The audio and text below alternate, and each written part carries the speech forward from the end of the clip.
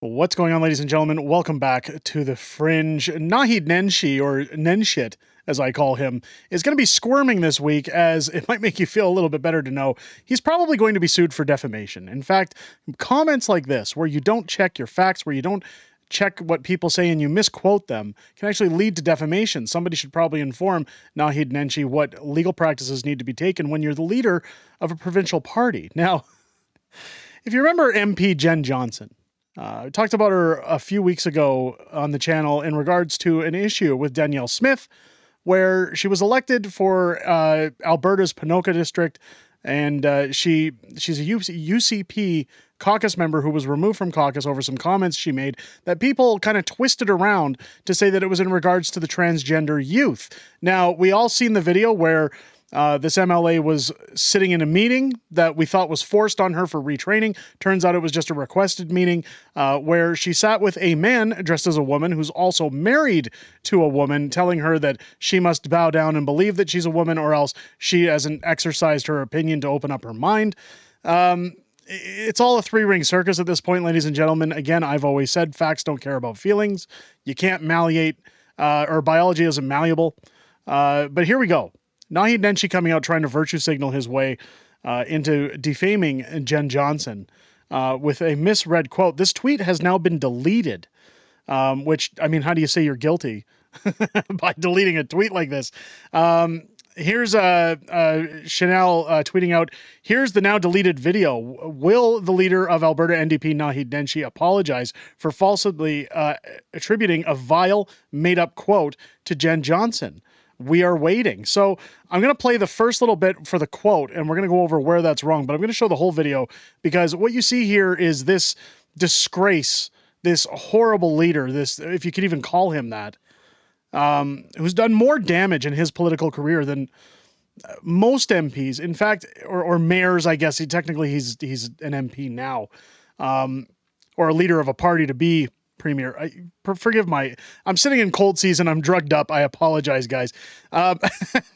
He's done almost as much damage as somebody like Justin Trudeau. Now, not financially, but in terms of virtue signaling, is what I'm trying to get at. Let's play the clip and then I'll go into the quote. It doesn't matter if we're in the top 3% in the world, because if we have trans kids in the school, that's like having a teaspoon of poop ruining your cookie batch. So here's where the defamatory statement is made. They claim this is the quote that she made, that she said if we're in the top 3% of the world, because if we have trans kids in the school, that's like having a teaspoon of poop ruining your cookie batch. That is not the case. In fact, if we go to the quotes, I'm going to cite this article back from, when was this? 2022? Alberta UCP candidate says sorry for comparing transgender students to feces and food. Here's where it gets interesting. So, sorry, this was in 2023. United Conservative Party candidate who compared transgender children in schools to having feces and food says she is sorry, plans to learn from it, and is staying on to run in the May 29th Alberta election. I apologize for the way I discussed these issues on September of 2022. I have nothing but love and compassion for everyone equally, and embarrassed that I've caused hurt in any way. Johnson added she's concerned about potentially life-altering medical procedures for children, which we all know Danielle Smith is now in the final steps of passing her bill to prevent anyone from under the age of 18, unless, in those few years before, consulting a doctor, having parental consent, and knowledge of what they're doing to their bodies. Adults should be making these decisions, not children.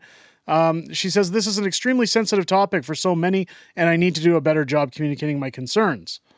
So as we go down to the actual claims, earlier this week, audio surfaced from September 1st before Johnson won the UCP nomination, featuring her speaking to the Western Unity Group in Stettler about the hazards of public education system and homeschooling/pod schooling as a solution. So she was at a meeting talking about the school system. I want you to keep that in mind. This wasn't against trans youth. This was a meeting to talk about why homeschooling might be better for your kids than the public education system. Johnson is heard telling the group that Alberta's education system ranks amongst the highest in the world for achievement, but such accomplishments mean little when set against the issue of transgender students in schools. These kids who are identifying as cats, and a teacher puts a litter box in the classroom for them, Johnson tells the audience. She says the girls are saying they're not girls anymore when they're even 7 years old and transitioning at 14 and getting surgeries done and chemically sterilized when they can't go to a liquor store and buy a beer. Again, I don't see anything wrong with that claim.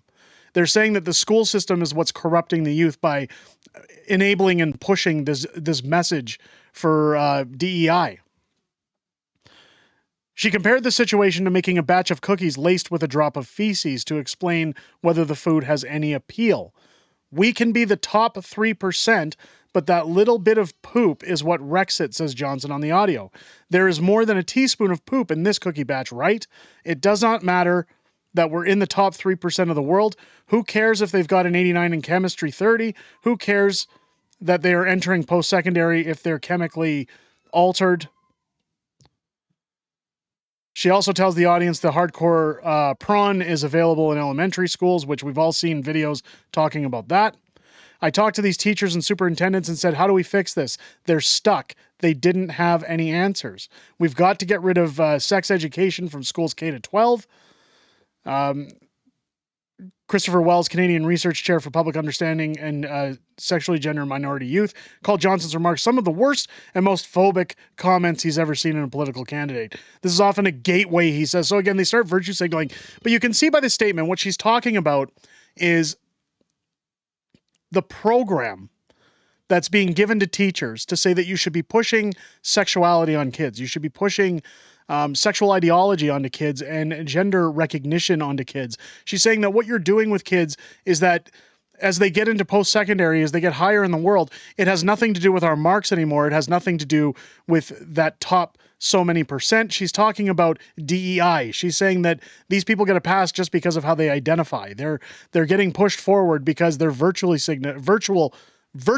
signaling. God, there goes my dyslexia. I apologize. This is a big problem with our school system. You should be leaving kids alone. So she never said that trans kids are the poop in the cookies. She's talking about the education system. That if we have highly trained children in top tier schools, it's not benefiting us because we have that little bit of corruption in our school system that's altering kids' minds, that's affecting them. Let's take a look here at the rest of Naheed Nenshi's video after his defamatory claim, which again, this quote is not what she said, although they quote her with the name down here. Again, if I was Jen Johnson, I'd be suing Naheed Nenshi at this point for defamation. That's what Jennifer Johnson said. A vile analogy, totally unacceptable. That's what Danielle Smith said. And today, we hear that Jennifer Johnson is back in the UCP caucus. I'm Naheed Nenshi, leader of Alberta's New Democrats. And I watched Jennifer Johnson's statement today. And look, I appreciate her apologizing for what she said. I appreciate and I take at face value that she's met with LGBTQ people. But what she didn't say is that she's changed her mind. What she didn't say is that she believes that trans kids deserve to live a meaningful, purposeful life in which they are supported here in this province. And as for Danielle Smith, the Premier who said that was vile, that it was unacceptable, today is presenting legislation that goes much further. Legislation that targets the most vulnerable children in our community. A recent scientific peer-reviewed article in the journal Nature said that kids in jurisdictions that have anti-trans legislation like Premier Smith is proposing have an over 70% greater chance of self-harm and suicide. So yeah, I guess you can apologize for calling him poop in the cookies. But what really matters is the legislation that's coming forward. So I want to say to every parent in Alberta, the next month's going to be rough. Hug your kids tight. Let them know that there are grown-ups, that there are adults in this province that love them and support them and want them to have the best possible, meaningful, purposeful, authentic life. And that what Premier Smith, and by the way, the Danielle Smith who ran for Premier is certainly not the Danielle Smith who is Premier, and that Premier Smith does not represent every adult in this community, and we will look after them. That is a chilling statement coming from a man who does not have children He wants to be around your kids. Go hug your kids. Go tell them that we love them. We love your kids. We're going to be around them. We're going to influence them. We're going to tell them how to think. Why does anybody believe that this man deserves the right to run the province? It's beyond me. We all know he gets the Muslim vote. We all know that he gets the union vote. This is what's scary about a guy like this trying to run in the province. Now, what's funny is that he says Danielle Smith welcomes her back. It says here that she's allowed back into the UCP caucus. But what's really funny is that you go down, first thing, again, just like Naheed Nenshi, Global News has to retract their story a little bit and put in an editor's note. The story's been updated to reflect that Jennifer Johnson has been admitted to, but not allowed to rejoin the UCP caucus. So what Danielle Smith has done is recognize that the people of this area have voted you in, but due to those comments, the way that those comments came out, I get from an optics perspective how it's damaging to the party to have her in the caucus, or that there were maybe things that were discussed behind closed doors that have prevented her from coming back into the caucus. Maybe she doesn't want to come back into the into the UCP caucus. There are many things that could be going on here. Now, again, I've reached out to Jen Johnson. She's willing to come on the show, I think, at some point. But again, she's got a busy schedule. So I'll try to get Jen in here to confirm at some point what's going on. But Naheed Nenshi trying to say that Danielle Smith looking out for our children's futures and saying that we shouldn't be influencing them. We shouldn't be enabling them to do things that they're maybe going to question when they're older, to do things that are irreversible, I might add. There's nothing wrong with that. Naheed Nenshi wants a world full of people allowed to do whatever they want, that there's no questions asked, there's no care going into things. When he talks about the rates of people harming themselves, when he talks about all these statistics to say, hey, if you don't allow these things, you're essentially sentencing people to death. That's not the case. Those people need counseling. Those people need counseling services. They need access to professionals. If you all know anything about gender ideology, it's all what's called gender dysphoria. Now, I've always said, live your best life so long as you're not hurting anybody else. This is hurting our children. This is hurting our youth. And I think Naheed Nenshi owes Jen Johnson a massive, massive apology, and also should be leery of a lawyer possibly coming to his door with a suit at this point for defamation, although it's our money that's going to pay for that lawsuit, because Naheed Nenshi will have the NDP party pay for any damages that have to be done. We all know that that's going to be the case, but let me know what you guys think down below.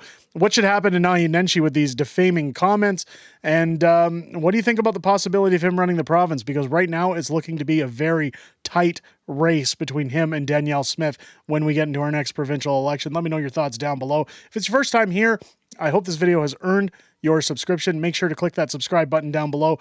Give a thumbs up and a comment on the way out. It helps push the video out. Hit your bell for notifications. Do all the usual YouTube stuff. And join me live here on the channel each and every Friday night for Friday Night Fringe, our live streaming show where we go over everything that's happened the past week in politics, everything coming up in the week ahead, and some back and forth within our community. It's always great to hear what you guys have to say outside of making these videos, and myself and my beautiful wife, Mrs. Fringe, look forward to sitting in those streams with you every Friday, starting at 6 p.m. Pacific, 8 p.m. Central, here on the channel. I hope you guys have a great rest of your week and enjoyed this video, I should say. I'm sorry. I'll catch you on the next one.